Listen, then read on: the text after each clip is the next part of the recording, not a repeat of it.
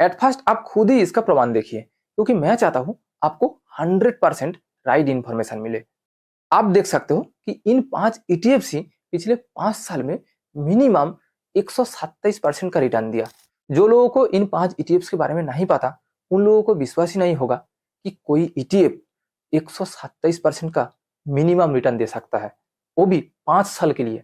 इसीलिए तो इन 5 ईटीएफ को सभी स्टॉक्स एंड म्यूचुअल फंड्स का बाप माना जाता है, क्योंकि स्टॉक्स में आपका पैसा कभी भी डूब सकता है, कभी भी जीरो हो सकता है, लेकिन इन 5 ईटीएफ में आपका पैसा कभी भी जीरो नहीं होगा। तो शुरू करें कि वो 5 बेस्ट ईटीएफ कौन कौन सी है जो पिछले 5 साल में मिनिमम 100% रिटर्न दिया। यहाँ पर आपके लिए एक सवाल है कि आप कैसे समझे कि यही 5 ईटीएफ ही आपके लिए बेस्ट होगा। देखिए, किसी भी स्टॉक्स, म्यूचुअल फंड या इंडेक्स फंड चुनने के लिए कुछ पैरामीटर्स होते हैं। उस पैरामीटर के साथ कंपेयर करके आप समझ सकते हैं कि क्या उस स्टॉक्स, म्यूचुअल फंड या इंडेक्स फंड आपके लिए बेस्ट होगा कि नहीं। सिमिलरली बेस्ट ईटीएफ चुनने के लिए ये मेजर 5 पैरामीटर्स होते हैं।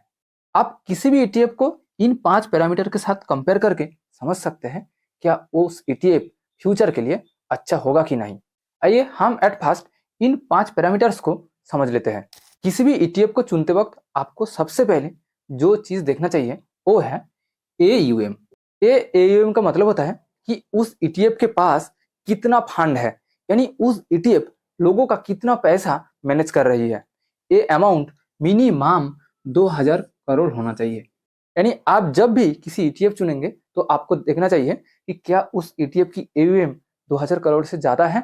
दूसरा इंपॉर्टेंट पैरामीटर होता है कि लॉन्ग टाइम में उस ईटीएफ कितना रिटर्न दिया, मिनिमम आप 5 साल के लिए देख सकते हो। तीसरा इंपॉर्टेंट पैरामीटर होता है एक्सपेंस रेशियो। ये एक्सपेंस रेशियो का मतलब कि उस ईटीएफ चलाने के लिए यानी मैनेज करने के लिए फंड मैनेजर एंड एक्सपर्ट्स होते हैं। उनको सैलरी देने के लिए AMC यानी एसेट मैनेजमेंट कंपनी आपसे कुछ चार्जेस लेती है। इसी चार्जेस को ही एक्सपेंस रेशियो कहा जाता है। किसी भी ईटीएफ चुनते वक्त आपको देखना चाहिए कि क्या उस ईटीएफ में एक्सपेंस रेशियो 0.5% से कम है। बेस्ट होता है बिलो 0.2%।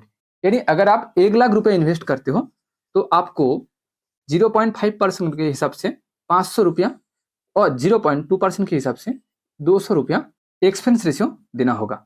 फोर्थ पैरामीटर होता है डेली वॉल्यूम। ये डेली वॉल्यूम का मतलब कि आप जब किसी भी ईटीएफ चुनेंगे तो आपको देखना चाहिए कि उस ईटीएफ में डेली खरीदने और बेचने वालों की संख्या कितना है, क्योंकि जब आप ईटीएफ को बेचेंगे तो खरीदने के लिए कोई ना कोई तो होना चाहिए। इसलिए जब आप ईटीएफ चुनेंगे तो आपको देखना है कि क्या उस ईटीएफ में डेली वॉल्यूम हाई है। अगर उस ईटीएफ में डेली वॉल्यूम हाई है तो सही है, बट अगर लो है तो इसका मतलब आप जब ईटीएफ की यूनिट को बेचना चाहोगे तो आपको खरीदने वालों के लिए वेट करना होगा। ये डेली वॉल्यूम हाई होने का मतलब आप जब चाहो तब ईटीएफ को बेच सकते हो। और एक बेस्ट ईटीएफ चुनने के लिए फिफ्थ पैरामीटर होता है कि उस ईटीएफ कौन कौन सी कंपनी में लोगों का पैसा इन्वेस्ट करते हैं। एक बेस्ट ईटीएफ चुनने के लिए आपको लार्ज कैप कंपनी को ही प्रेफर करना चाहिए। आपको ऐसे ईटीएफ चुनना चाहिए जो ईटीएफ लार्ज कैप कंपनी में पैसा इन्वेस्ट करते हैं, क्योंकि लार्ज कैप कंपनी डूबने के चांसेस बहुत कम होते हैं। आई होप कि आप ये 5 पैरामीटर्स को अच्छे से समझ लिया।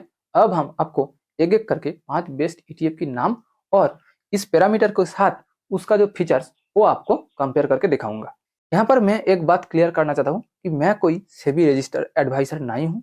आप किसी भी ईटीएफ में इन्वेस्ट करने से पहले खुद रिसर्च कीजिए या सेबी रजिस्टर्ड एडवाइजर से एडवाइस लीजिए। आप मेरी बातों पर विश्वास करके किसी भी ईटीएफ में इन्वेस्ट मत कीजिए। हमारा फर्स्ट बेस्ट ईटीएफ का नाम निपॉन इंडिया ईटीएफ निफ्टी 20। इस ईटीएफ का AUM 31,055 करोड़। इसका AUM बहुत लार्ज है। मेरे हिसाब से इस ईटीएफ का AUM इंडिया की सेकेंड लार्जेस्ट। इसका 5 ईयर्स रिटर्न 127% और 1 ईयर रिटर्न 26%। देखिए, आप जब लॉन्ग टाइम के लिए ईटीएफ चुनते हो तो आपको पास्ट 5 ईयर्स की रिटर्न देखने के साथ साथ पास्ट 1 ईयर की रिटर्न देखना भी बहुत जरूरी होता है। इस ईटीएफ में एक्सपेंस रेशियो 0.04%, यानी 1 लाख में से आपको 40 रुपया एक्सपेंस रेशियो देना होगा। और इस ईटीएफ की डेली वॉल्यूम बहुत ही हाई है। आप स्क्रीन पर इन सारे डिटेल्स को चेक कर सकते हो। हमारा दूसरा बेस्ट और मेरा सबसे फेवरेट ETF CPSE ETF। ये CPSE ETF का मतलब कि इस ETF बड़े बड़े गवर्नमेंट कंपनियों में पैसा इन्वेस्ट करते हैं, जैसे कि NTPC, power, oil and gas, coaching shipyard जैसे कंपनी में इन्वेस्ट करते हैं। इसका AUM 46,793 करोड़। इस ETF इंडिया की AUM के हिसाब से लार्जेस्ट ETF।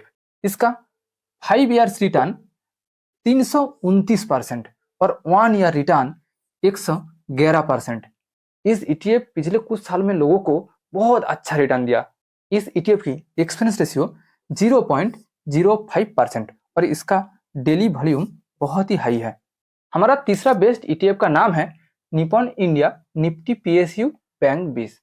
आप नाम देखकर ही समझ सकते हो कि ये निफ्टी 50 में जितनी सारी बैंक है, इस ETF उन सभी बैंकों में इन्वेस्ट करते हैं।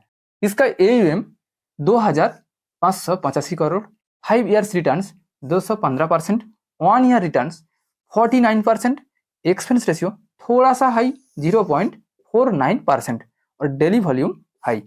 हमारा फोर्थ बेस्ट ETF का नाम है निपॉन इंडिया ETF जूनियर 20। इस ETF निफ्टी नेक्स्ट 50 इंडेक्स को ट्रैक करती है, यानी इस ETF निफ्टी 50 के बाहर जो 50 कंपनियां हैं उसमें इन्वेस्ट करती है, जैसे कि Tata power, Vedanta, Indian oil, GAIL, TVS motors, Pidilite, Zomato, Havells जैसे बड़े बड़े कंपनियों में ये पैसा इन्वेस्ट करती है। इस ETF का AUM 5,374 crore, 5 years return 176%, 1 year return 63%, expense ratio 0.17% और डेली वॉल्यूम हाई है। अब इसको भी इस डिटेल्स के साथ क्रॉस चेकिंग कर सकते हो। हमारा फिफ्थ बेस्ट और मेरा और एक फेवरेट ETF है मोतीलाल ओसवाल नैस्डैक 100 ETF। इस ETF अमेरिका की स्टॉक एक्सचेंज को ट्रैक करती है और इस ETF अमेरिका की सबसे बड़े बड़े कंपनियों में इन्वेस्ट करती है, जैसे कि Apple, Microsoft, Amazon, Tesla, Meta, Netflix जैसे कंपनियों में इन्वेस्ट करती है। इसका AUM 7,996 crore, 5 years returns 191%, 1 year returns 28%, expense ratio 0.58%। इसका एक्सपेंस रेशियो थोड़ा सा हाई, लेकिन इस ETF का जो फंडामेंटल बहुत ही अच्छा है। इसका डेली वॉल्यूम बहुत ही हाई है। अभी तक मैंने एक एक करके बेस्ट 5 ETFs का नाम और उसका पूरा डिटेल्स आपके सामने रखा। आप इन पांचों में से किसी भी ETF में इन्वेस्ट करने से पहले खुद एक बार रिसर्च कीजिए। अगर आपको इस वीडियो से कुछ वैल्यू मिला तो प्लीज दोस्तों के साथ शेयर कीजिए और अगर इस चैनल में नए हैं तो चैनल को सब्सक्राइब कीजिए। Thank you for watching this video.